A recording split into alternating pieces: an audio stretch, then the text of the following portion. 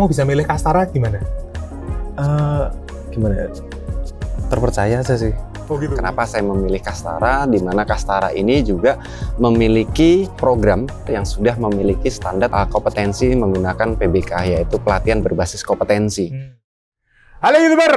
Nah, hari ini saya berada di satu tempat istimewa, ternyata ini tetangganya Purworejo, ya kan? Saya diundang oleh Ibu Reri ke sini. Siang. Ini kita berada di kompleks YIA, guys. Ternyata di sini nggak cuma bandara tok. Ada sebuah sekolah yang sangat luar biasa. Nah, ini akan dijelaskan langsung oleh Bu Reri. Silakan Bu, apa ini sekolahnya Bu? Ya.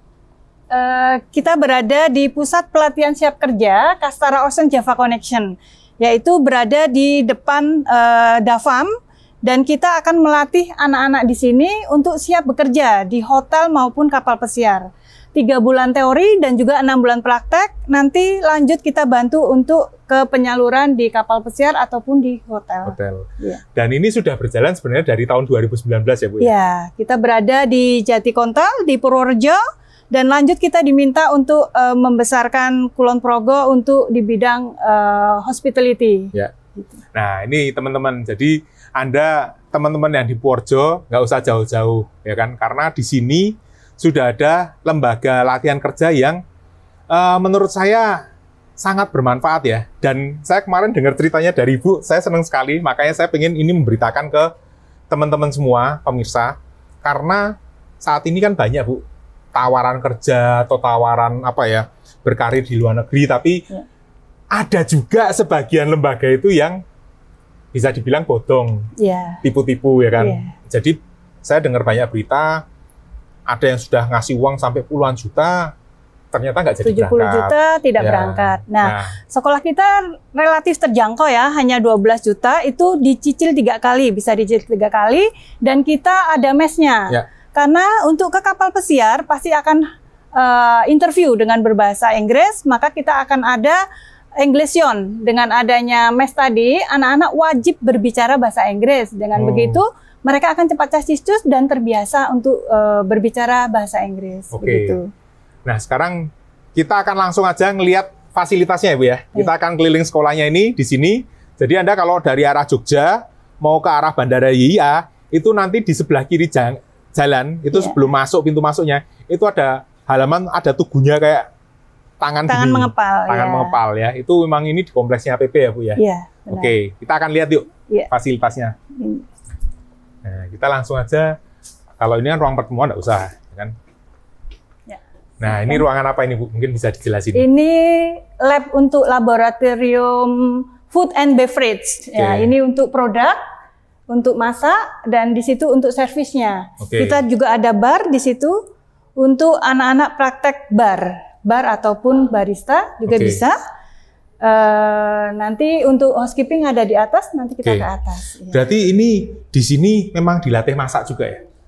Tergantung anaknya pilih yang mana. Kita kan ada programnya, ada food and beverage service, produk, ataupun housekeeping. Housekeeping itu ada di laundry, semua nanti akan kita ajarkan. Pembersihan kamar ya? Tapi ada kalau F&B memang ada acara masaknya juga? Oke. Itu teman-teman, jadi di sini untuk latihan, mungkin bisa untuk table manner juga ya? Iya, tapi biasanya kita table manner ke hotel langsung, sekalian kita berkunjung ke industri. Untuk di sini, untuk praktek tata cara dia setup tamu, terus untuk men-service tamu seperti apa, communication skill-nya seperti apa di dalam sequence of service atau step-step service ke tamu. Gitu. Jadi ini ada tempat prakteknya lengkap guys. Dan di sini akan mulai Desember ya Bu? Iya, kita Desember akan ini buka akan mulai Desember. ya? Oke. Yuk kita lihat ke fasilitas berikutnya. Kita ada English area, jadi murid wajib berbicara bahasa Inggris. Jadi kalau misalnya tidak berbicara bahasa Inggris, nanti anak-anak kena punishment. Diminta untuk mengumpulkan kosakata, ataupun harus kalimat, ngumpul ke gurunya. Supaya anak-anak cepat terbiasa. Terbiasa ya. Ini kita berada di ruang Holland, ini Holland. Dan ini mes anak-anak kami. Ada 2 susun, jadi mereka akan stay di sini. Stay di sini, nanti malam juga kadang ada kegiatan. Seperti karaoke dengan bahasa Inggris, ataupun nanti nonton film. Tetapi nonton film tidak hanya nonton film saja, mereka harus menceritakan setelah menonton film. Untuk karaoke dengan bahasa Inggris supaya anak-anak terbiasa. Ya, untuk ininya bahasanya. Jadi fasilitasnya 3 bulan Anda dididik di sini, ada mesnya, ini free ya Bu ya? Free mes. Free mes, tapi makan ya mesti makan ada biaya sendiri ya, makan sendiri ya. Oke. Kita ada dapurnya. Nanti kalau anak-anak kepengen buat kopi atau mie itu bisa ada. Oh, bisa masak juga lah ya. Oke.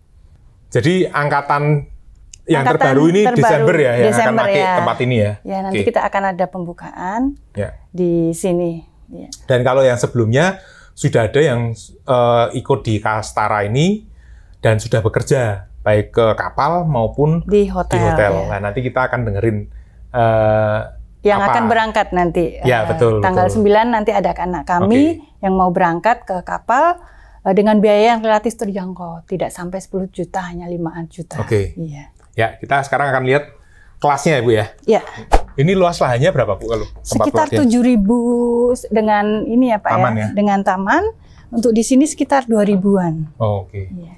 Jadi ada juga masjid ya itu ya? Ada masjid di sana, nanti kita buka untuk umum juga, untuk Jumatan supaya nanti yang mau ke bandara bisa mampir ke sini juga bisa. Oh gitu. Ya. Dan di sini juga akan nanti tersedia kantin untuk umum. Untuk umum. Jadi sekalian mungkin bisa sekalian untuk praktek anak-anak juga ya? Iya benar. Ini ruang kelas kami. Kita ada 2 kelas di sini dan juga di atas. Ya. Nanti ada TV smart TV. Dan di atas juga ada. Oke, ini ruang kelasnya berarti kapasitasnya banyak nih Bu? Bisa nampung? Bisa berapa? Nampung, di sini nanti kita buat tidak lebih dari 30. Karena kan untuk pembelajaran kalau misalnya kelebihan juga kasihan anaknya. Ya. Oke.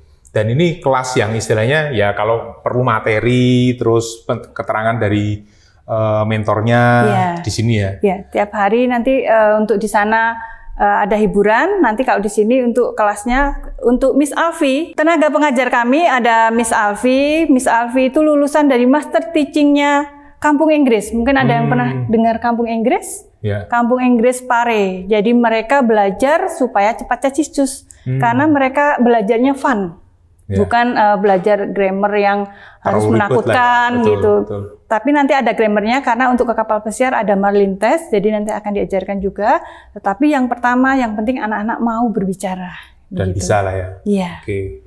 Gitu guys. Jadi kayak saya tuh Inggrisnya belepotan. Tapi kalau keluar negeri terpaksa dibantu bahasa Tarsan ya nanti lama-lama mudeng. Tapi kalau Anda mau kerja di kapal, kan nggak mungkin bahasa Tarsan sama tamu. Iya.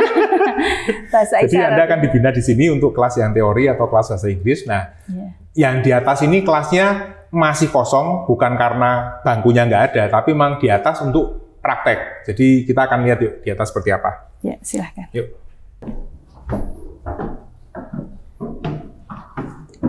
Nah, ini kelas kedua kita, dan kita ada lab untuk housekeeping. Oke, ternyata di bawah itu nanti ada kelasnya guys. Di atas ini juga ada kelasnya yang duduk dan meja. Lah, ternyata tempatnya lebih luas lagi. Di sini ada tempat untuk lab ya Bu ya? Iya, lab untuk housekeeping. Nah, kita akan langsung ngobrol sama salah satu pengajarnya, yaitu Pak Heri, yang sudah berpengalaman 20 tahun di bidang housekeeping kapal ya Pak ya? Kapal pesiar. Kapal pesiar ya? Oke, selamat siang Pak Hari. Selamat siang. Ya. Apa kabar? Baik. Pak Hari ini yang nanti juga ikut ngajar ya Pak di sini? Iya, saya juga mengikuti menjadi instruktur di Kastara. Oke, Kastara ini ya. Nah, bidangnya apa Pak yang biasanya diajarkan praktiknya? Di housekeeping kita di pembelajaran tentang public area dan room. Ya. Dan ada juga bagian yang disebut laundry.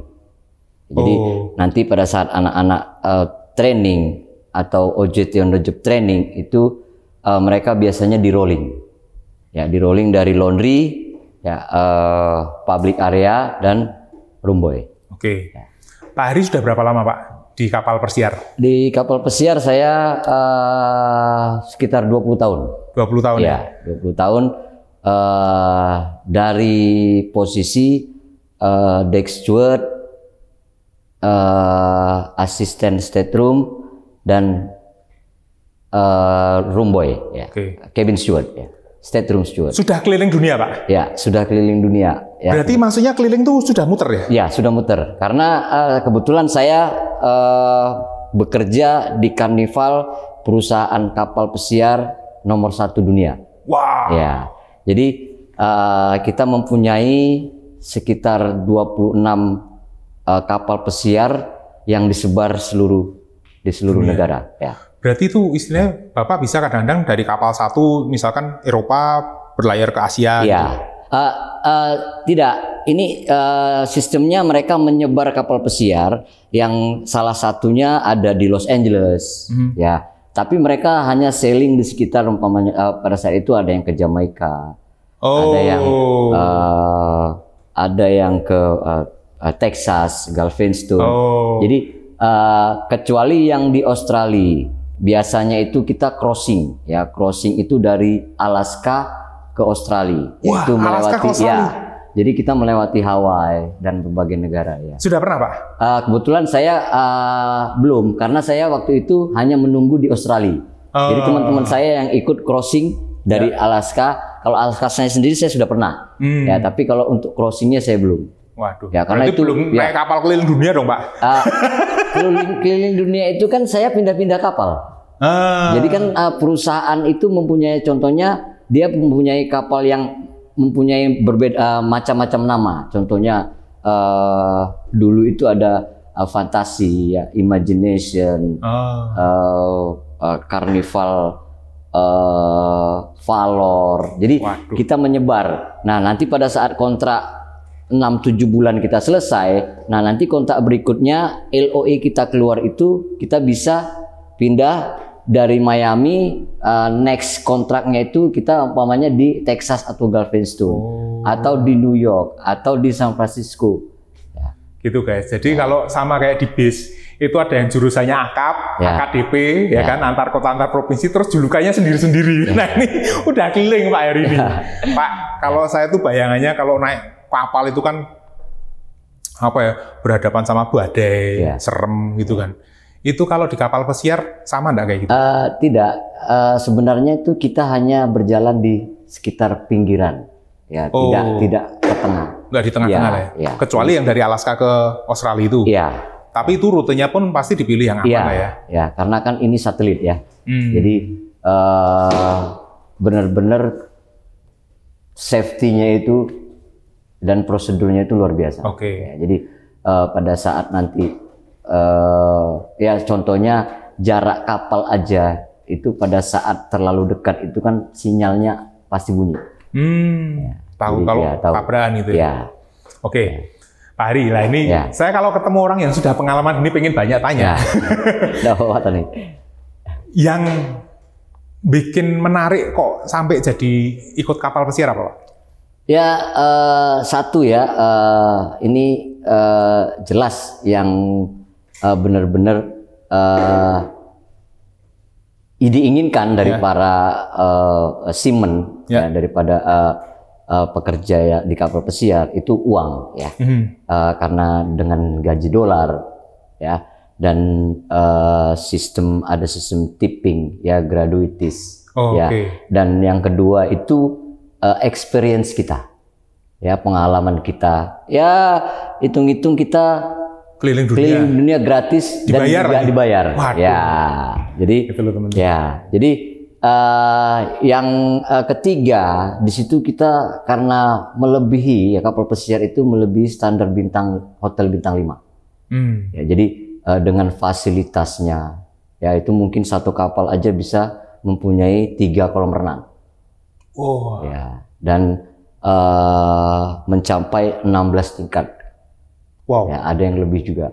Ya, jadi di sini kita juga bisa mengimprove, ya, skill, ya, skill kita. Jadi pada saat kita nanti, ya, kita retire, kita bisa menggunakan skill kita itu di hotel darat atau kembali ke negara di hotel dengan ya mendapat posisi yang lebih baik. Ya. Udah bekal pengalaman, ya, bekal pengalaman, ya, modal. Ya. Ya. Oke, tak tanyain. Kalian pasti pengen tahu kan? Saya juga pengen tahu, Pak. Rata-ratanya aja, Pak. Yang istilahnya nggak usah yang paling tinggi. Penghasilannya berapa? Penghasilan itu bisa, kalau di awal itu bisa mencapai, kalau dirupiahkan itu untuk saat ini bisa mencapai 9 sampai 10 juta. Itu di awal. Awal ya? Berarti istilahnya pertama kali masuk kapal. Masuk kapal. Dan itu ada jenjang karirnya ya, Pak? Iya, ada jenjang karirnya. Dan kalau sampai ke puncak, kira-kira sampai berapa, Pak? Ya, saya mengalami 5.000 sampai 6.000 itu di housekeeping, ya. Dolar itu ya? Ya. Jadi bahkan kalau yang di F&B itu untuk karnival sendiri, terutama bar itu lebih tinggi penghasilannya. Ya. Oke, teman-teman. Jadi gaji awalnya 9-10 juta. Ya. Tapi bisa gradual naik sampai ke 5.000-6.000 dolar. Anda hitung sendiri hasilnya berapa. Makanya saya mikir, wah gila sih. Ini dan potensinya besar. Dan saya tadi dengar dari Pak Hari, Indonesia termasuk penyumbang awak kapal yang terbesar. Terbesar saat ini ya, Pak? Ya, karyawan, kru yang terbesar. Ya. Terbanyak ya. Dan Anda kenapa kok saya sarankan ada di sini, di pelatihan ini? Tadi harganya sudah dikasih tahu sama Bu Reri, ya kan, nggak terlalu mahal. Dan Anda di sini dididik sama orang yang profesional dan berpengalaman. Contohnya Pak Hari ini. Jadi tadi saya sebelumnya sudah sempat ngobrol-ngobrol, dia bisa tahu dan ngasih tipsnya Anda kalau di kapal dapat uang tambahan dari mana, gimana supaya karirnya cepat naik. Itu karena beliau sudah pengalaman sendiri. Jadi bukan cuma ngajar, nanti kalian di sana akan ketemu gini atau seperti ini, ya kan. Tapi beliau sudah bisa bilang dulu saya di kapal seperti ini. Jadi dia udah ngalamin gitu loh. Nggak cuma pengajar yang tahu secara teori bahwa di kapal akan seperti ini, ya kan. Itu, tapi ini udah ngalamin. Itu. Jadi ini nanti di sini diajarkan salah satunya cara untuk ngatur tempat tidur seperti ini ya, Pak ya. Making bed, ya. Making bed ya. Making bed. Oke. Ini yang di room. Ya.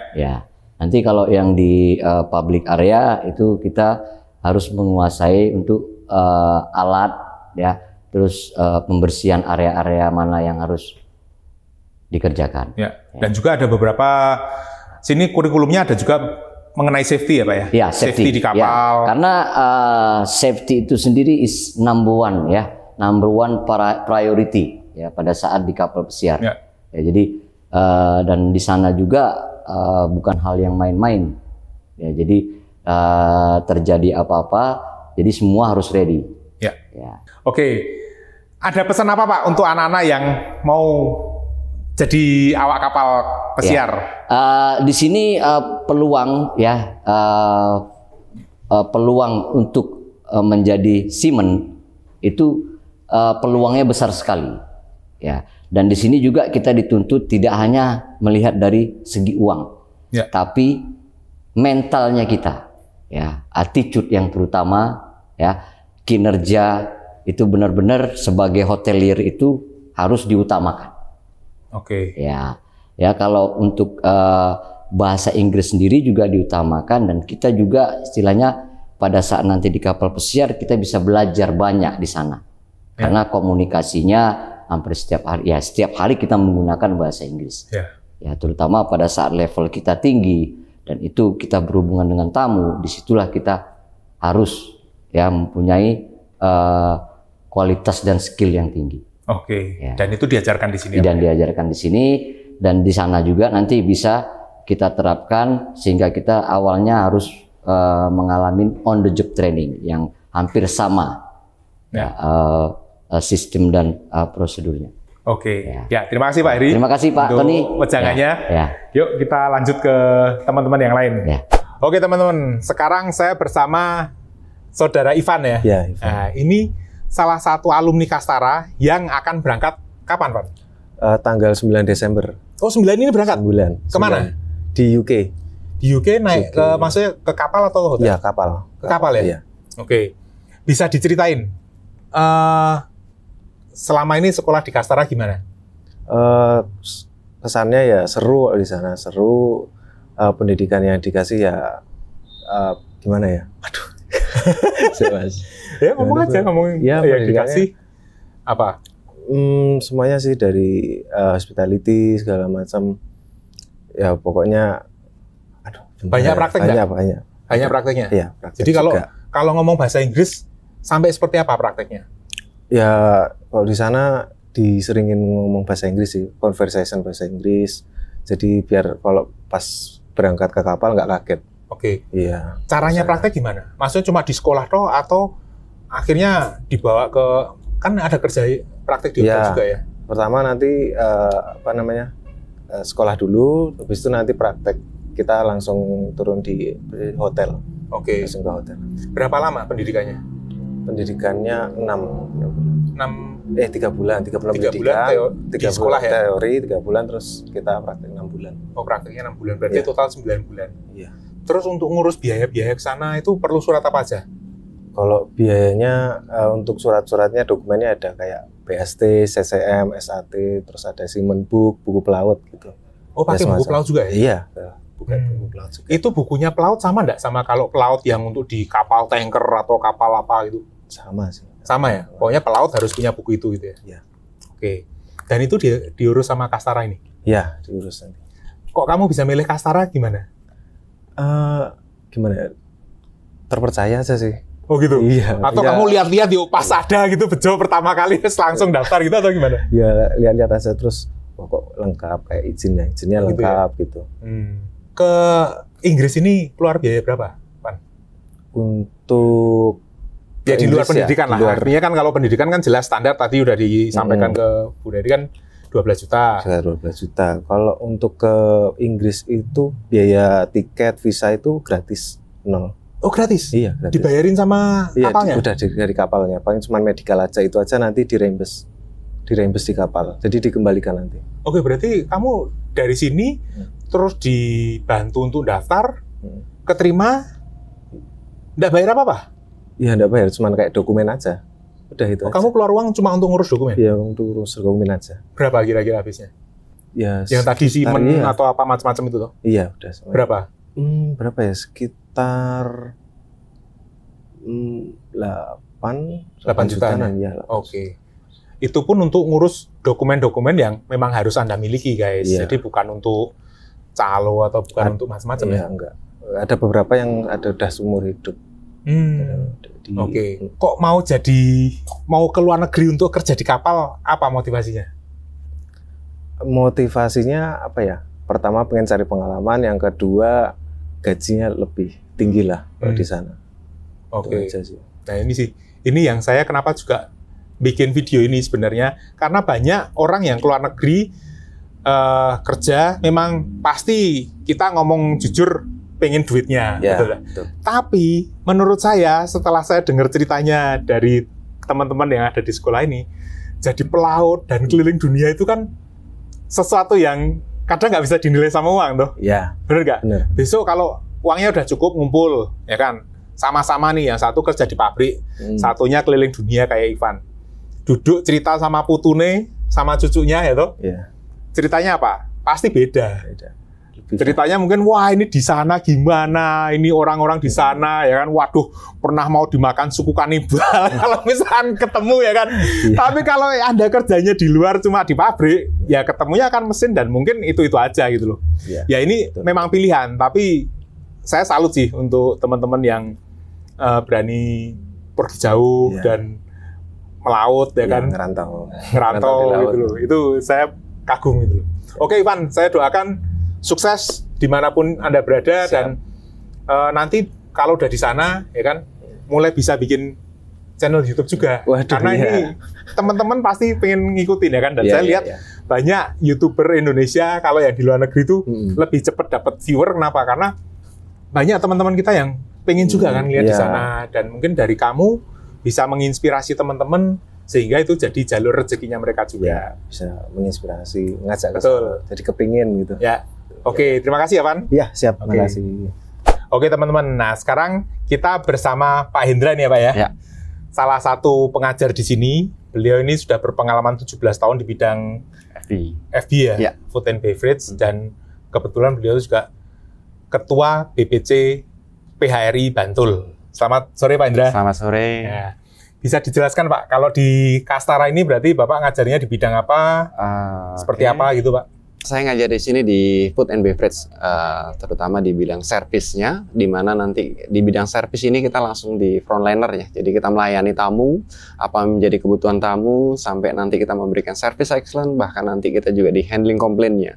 Tetapi di mana semua itu dibutuhkan pembelajaran, tidak mudah. Jadi step by step ada yang namanya sequence of service atau tahapan-tahapan untuk melayani tamu. Mulai yang pertama dari greeting, escorting, sampai nanti pada waktu billing. Seperti itu. Oh, tapi di sini apakah diajarkan juga masaknya atau bikin minumannya? Kalau untuk masak dan minum itu akan sekilas ya, sekilas nanti akan ada.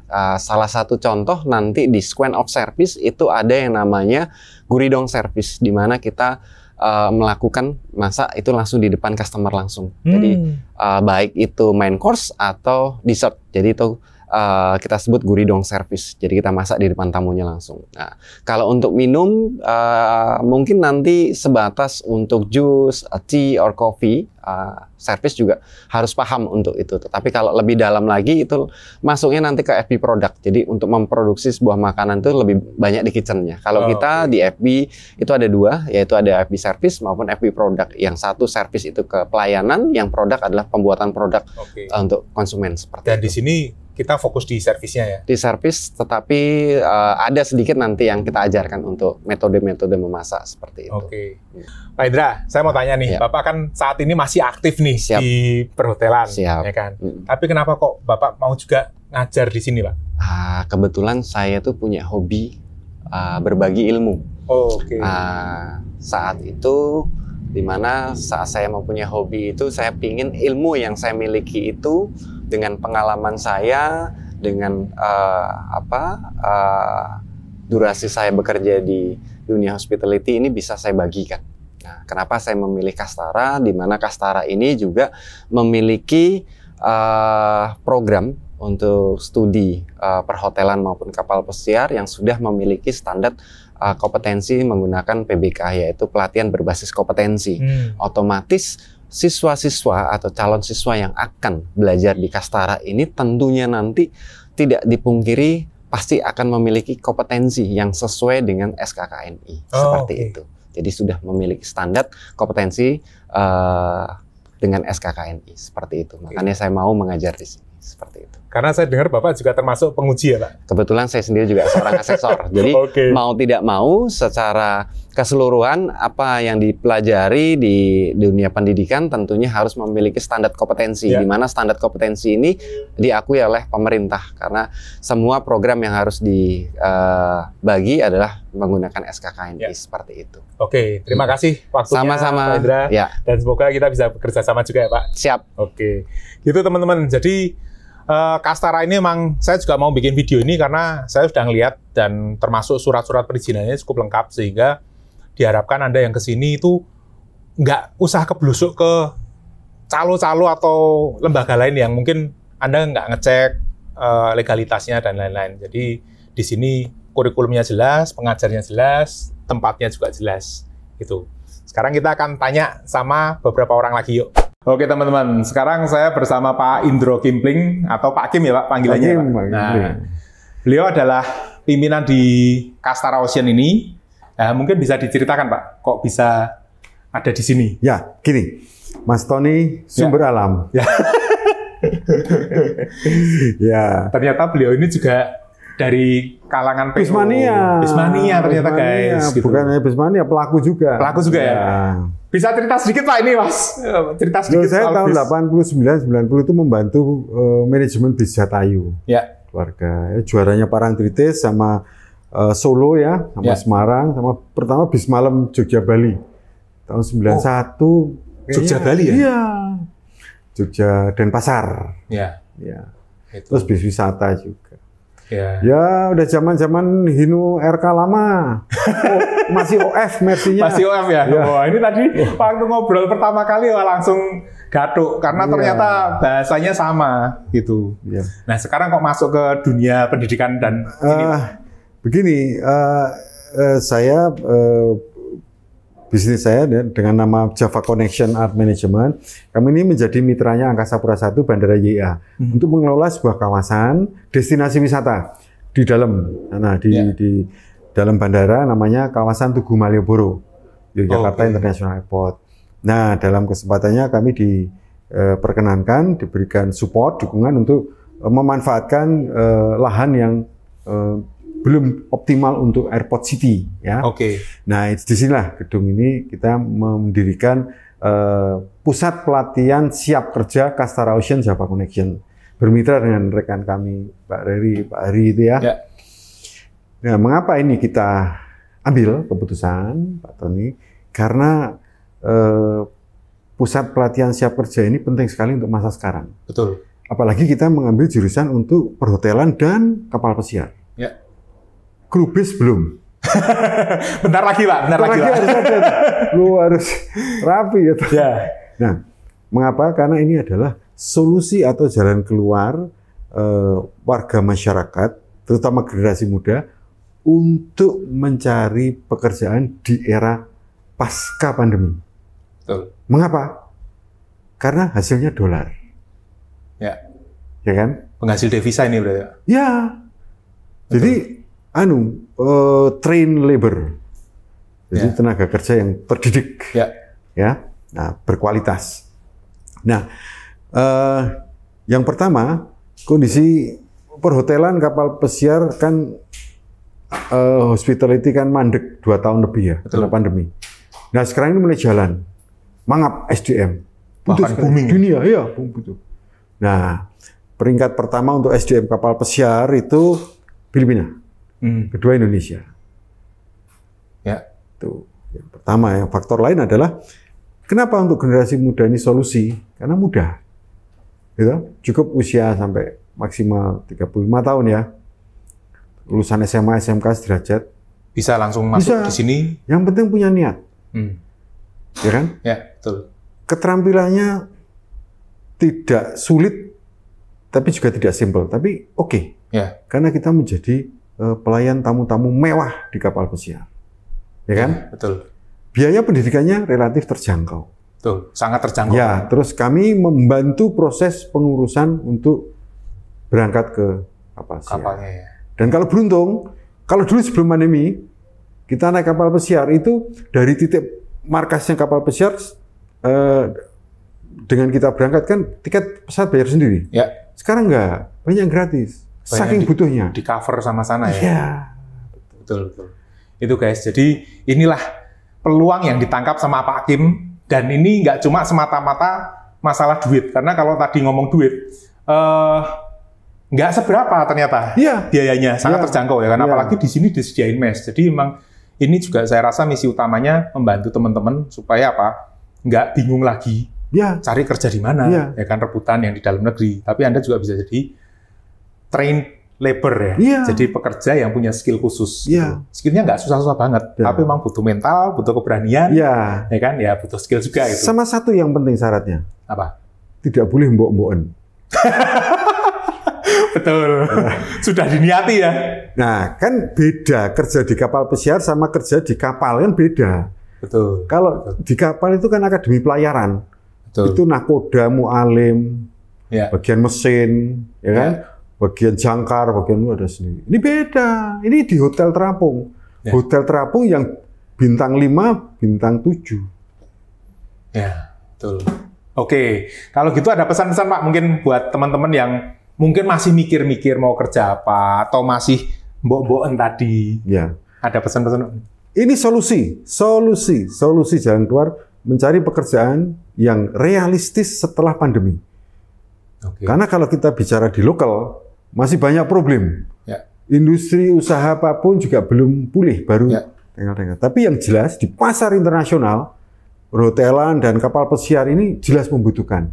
Dan mereka cukup royal sekarang, karena butuh sekali. Butuh sekali ya. Nah sekarang fresh graduate ya, yang SMK lulus pendidikan kita di ini 9 bulan, ya, mes menginap di asrama 3 bulan, setelah itu 6 bulan UJT, on the job training, terus berangkat. Itu gaji pertama rata-rata ya 9 juta, 10 juta, bersih. Belum kalau kita punya keterampilan cukur rambut, pijat, ya kan, nembang, atau nari, atau apa ya, itu tipsnya bisa lebih banyak. solusi. Oke, gitu teman-teman, video kali ini semoga menginspirasi dan ini semoga benar-benar jadi solusi untuk Anda yang lagi mikir mau melanjutkan kemana setelah sekolah tingkat SMA, ya kan, atau yang pengen segera cari kerja, kini ada solusinya. Sekarang pilihannya ada di Anda. Oke? Tetap sehat, tetap semangat, tetap bermanfaat.